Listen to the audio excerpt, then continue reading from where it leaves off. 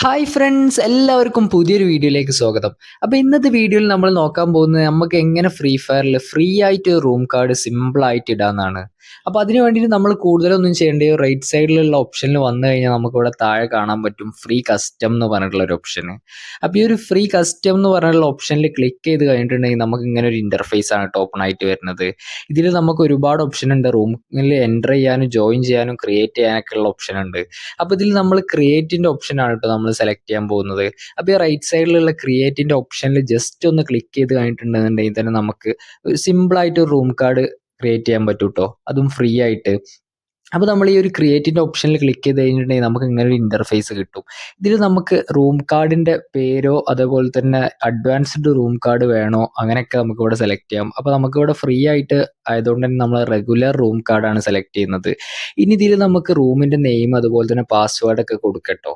അപ്പോൾ ഞാനിവിടെ ജസ്റ്റ് ഒരു സിമ്പിളായിട്ടുള്ളൊരു പാസ്വേഡ് സെറ്റ് ചെയ്തിട്ടുണ്ട്. അതേപോലെ തന്നെ നമുക്ക് മാപ്പിൻ്റെ ഓപ്ഷൻ ഉണ്ട് ഇവിടെ. ഇതിൽ നമുക്ക് ഏതാണോ മാപ്പ് വേണ്ടത് അതിവിടെ നമുക്ക് അഡ്ജസ്റ്റ് ചെയ്യാൻ പറ്റും. അതേപോലെ തന്നെ ടീം മോഡ് ഡുവോ ആണോ സോളോ ആണോ സ്ക്വാഡ് ആണോ എന്നൊക്കെ നമുക്ക് ഇവിടെ സെലക്ട് ചെയ്യാം. അതിനുശേഷം എത്ര പ്ലേയേഴ്സ് വേണം എന്നുള്ളത് നമുക്കിവിടെ അഡ്ജസ്റ്റ് ചെയ്യാം. അപ്പോൾ ഞാനിവിടെ ജസ്റ്റ് ഒരു റൂം കാർഡ് ക്രിയേറ്റ് ചെയ്യുന്നതുകൊണ്ട് തന്നെ ജസ്റ്റ് 4 അങ്ങനെയൊക്കെ അങ്ങോട്ട് കൊടുത്ത് വിടുകയാണ് കേട്ടോ. അങ്ങനെ അതേപോലെ തന്നെ സ്പെക്ടേറ്റേഴ്സ് അങ്ങനത്തെ ഓപ്ഷൻസ് ഒക്കെയാണ് ഇവിടെ വരുന്നത്. അത് കഴിഞ്ഞിട്ട് ലെഫ്റ്റ് സൈഡിൽ രണ്ടാമത്തെ ഓപ്ഷനാണ് കേട്ടോ ഗെയിം.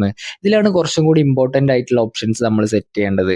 ഇതിൽ നമ്മൾ നോക്കുകയാണെന്നുണ്ടെങ്കിൽ നമുക്ക് എത്ര റൗണ്ട് വേണം, അതുപോലെ തന്നെ സ്പെഷ്യൽ മോഡ് വേണോ, അതുപോലെ തന്നെ HP, അങ്ങനെ ഒരുപാട് ഓപ്ഷൻസ് നമുക്ക് ഇതിൽ അഡ്ജസ്റ്റ് ചെയ്യാൻ പറ്റും.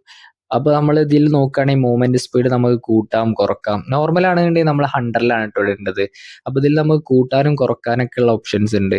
അതേപോലെ തന്നെ വേറെയും ഒരുപാട് ലിമിറ്റ് അതേപോലെ ഇതിൽ സെലക്ട് ചെയ്യാം. അപ്പോൾ ഇതിൽ ഡീഫോൾട്ട് ആയിട്ട് കുറച്ച് ഓപ്ഷൻസ് സെലക്ട് ചെയ്ത് വെച്ചു. അപ്പോൾ അതിൽ നമുക്ക് ഏതെങ്കിലും മാറ്റണം ചേഞ്ചസ് വരുത്തണം എന്നുണ്ടെന്നുണ്ടെങ്കിൽ ജസ്റ്റ് ഇതിൽ ക്ലിക്ക് ചെയ്തിട്ട് എന്തൊക്കെ മാറ്റം വരുത്തേണ്ടതെന്ന് ജസ്റ്റ് അവിടെ ഒന്ന് പറഞ്ഞു കൊടുത്താൽ മതി. അങ്ങനെ നമുക്ക് സിമ്പിളായിട്ട് ഇതൊക്കെ സെറ്റ് ചെയ്യാൻ പറ്റും. അങ്ങനെ അടുത്ത ഓപ്ഷൻ ആയിട്ടുള്ള ലെഫ്റ്റ് സൈഡിലുള്ള സ്പെക്ടേറ്റ് എന്ന് പറയുന്ന ഓപ്ഷനിൽ നമ്മൾ കാര്യമായിട്ട് ഒരു മാറ്റം വരുത്തേണ്ട ആവശ്യമില്ല.